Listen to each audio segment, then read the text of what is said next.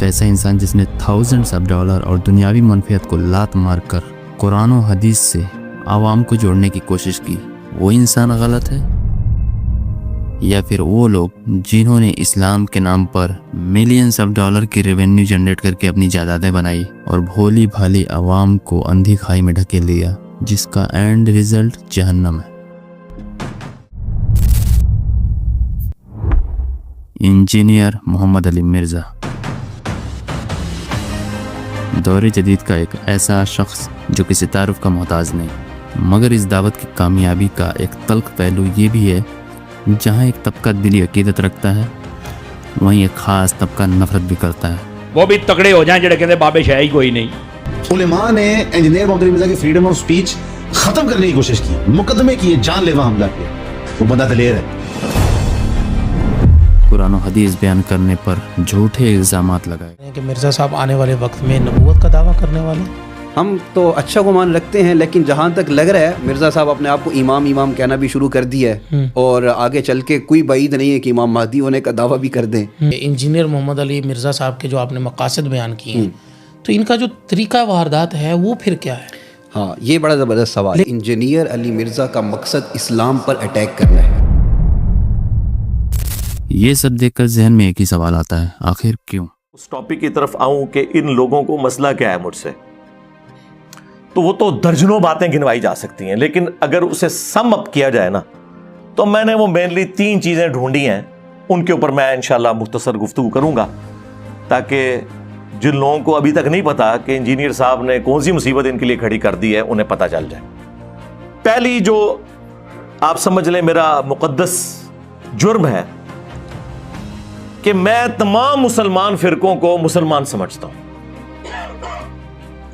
دوسرا جرم ہے کہ میں فرقہ بنانے، مدرسہ بنانے، جماعت بنانے، چندہ بک لانچ کرنے کے خلاف ہوں۔ تو وہ چندے اس صورت میں ہی قائم رہیں گے کہ جب آپ اپنی علیحدہ آئیڈینٹی قائم رکھیں۔ تو یہ کہتے ہیں کہ یہ بھی یہ کام کریں۔ اور تیسرا مقدس جرم جو ہے، جو سب سے بڑا ہے،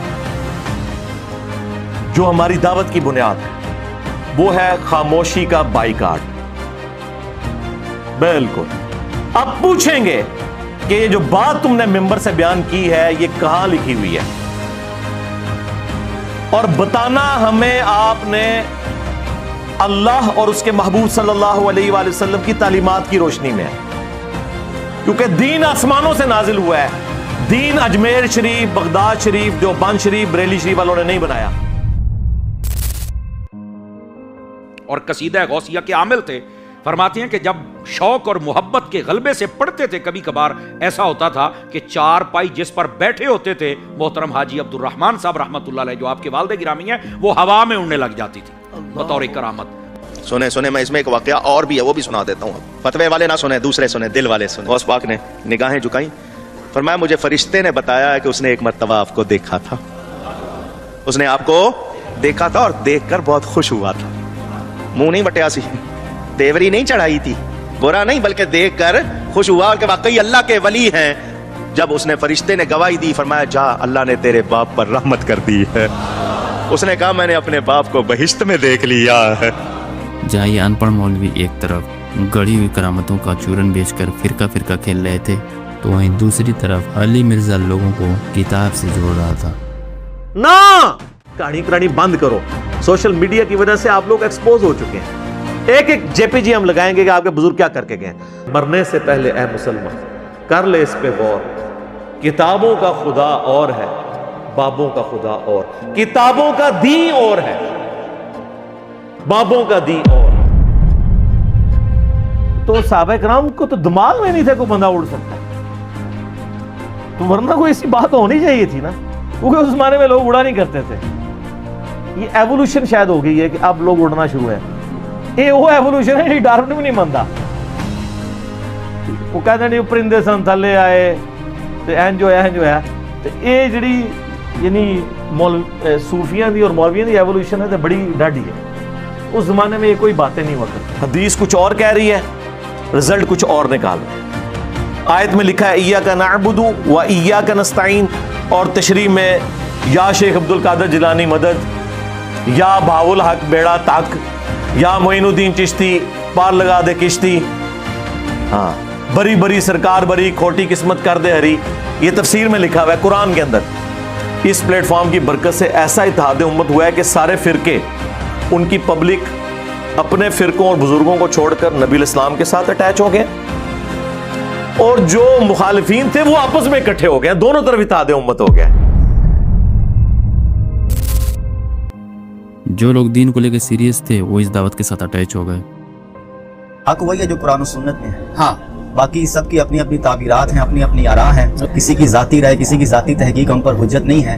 علی بھائی نے اس معاملے میں بہت ہمارا ذہن کھولا ہے کہ ہم آقا علیہ السلام کی تعلیمات کو ہی حرف آخر سمجھیں. یہ دیوبندی, بریلوی, اہل حدیث, اہل تشیع, یہ انسانوں کے بنائے ہوئے فرقے ہیں. اس کا مدینے والے سے کوئی تعلق نہیں. جی علم اکیڈمی میں ویلکم ہے جی. نے مجھے کہا کہ بھئی آپ ایک غیر عالم کے سنیں گے تو پھر جو ہے وہ گمراہی کا جو ہے نا گمراہی کی طرف جانے کا اندیشہ ہے. تو پھر آپ نے پروگرام بنا لیا. ہم نے آپ کو کتنی دفعہ منع کیا کہ نہ جائیں نہ جائیں. یہ اگر آپ کی تصویریں اور یہ چیزیں مطلب جو ہے وہ آئیں گی تو لگیں گی تو پھر ایک تو ادارے کا تو ہو گئی ہوگا کہ بھئی اس کے والد صاحب کیا تھے اور یہ کس لائن پہ چل پڑا ہے. کیا نام ہے بھائی آپ کا؟ جی شیخ احمد. شیخ احمد بھائی کدھر سے ہیں؟ اٹک. اٹک سے, ماشاء اللہ. اہل سنت والجماعت حنفی دیوبند سے. اور اپنے اپنی فرقے سے اعلان برات کر لیا, اور سب کی زبان پر ایک ہی نعرہ تھا, میں نبی سا ہے ہی کوئی نہیں, تیرے بابے تھے شے ہی کوئی نہیں. سمجھتا تھا یہ صرف پیو کوئی نہیں, یہ تو ماں بھی کوئی نہیں, یہ تو کھوتی دا پتر لگدا ہے مینوں. یتیم العلم یزید الفکر خبیث النسل والاصل والعقل مطمئن کمینہ انٹرنیشنل بغیرت. استغفر اللہ. سن لو نعرہ غفران دا مرزا جیل میں حرام دا ان کا ہے اور اس کا جواب نہیں دے حرامی بندہ کیا دے گا. وہیں دوسری طرف انجینئر محمد علی مرزا. میں تو ان سب کے نام احترام سے لیتا ہوں, میں ان کے نظریات سے اختلاف کرتا ہوں. یہ تو ایک دوسرے کے اوپر لانتیں بھیجتے ہیں, میں تو ان کے نام کے ساتھ حافظہ اللہ تعالیٰ کہتا ہوں. میں نے مفتی حنیف قریشی صاحب کا جب بھی نام لیا حافظہ اللہ بولا, مفتی منیب صاحب کے ساتھ بولا. یہی تو بات حیران کرتی ہے کہ اخلاق کا یہ والا زاویہ مجھے بڑا متاثر کرتا ہے. یہ ان کو توفیق نہیں ہوگی, یہ کبھی مجھے حافظہ اللہ بولے نا اگلا جمعہ نہیں اپنی مسجد میں پڑھا سکتے. اینڈ رزلٹ یہ نکلا. اچھا آپ میں سے کتنے لوگ پہلے بریلوی تھے؟ ذرا ہاتھ کھڑا کریں. ہاں یہ دیکھ لیں, یہ ذرا دکھائیں جی کیمرہ پیچھے کر کے, ذرا ان کو اندازہ ہو کہ ان کی محنتیں مجھے گالیاں دینا کتنا رنگ لا رہی ہیں. ہاں اگر کسی کو بات پتہ چلے وہ اللہ کا شکر ادا کرے, میرے تک بات پہنچ گئی. مجھے اس سے کوئی غرض نہیں ہے کہ دنیا کیا کر رہی ہے, مجھے صرف اس چیز سے غرض ہے کہ میرے نبی نے کیا مجھے حکم دیا ہے صلی اللہ علیہ وآلہ وسلم. اور نبی جو امت کو دے کے گئے ہیں کوئی بابا نہیں دے کے گئے. حجۃ الوداع کے موقع پہ کیا فرمایا؟ میں اپنے بعد تم میں دو چیزیں چھوڑ کے جا رہا ہوں. کیا؟ دو بابے, دو مولوی, دو شیخ القرآن, دو بزرگ, دو صوفی نہیں. کہا اللہ کی کتاب, اس کے نبی کی سنت. اس کو پکڑو گے ہدایت پہ رہو گے, اس کو چھوڑ دو گے گمراہ ہو.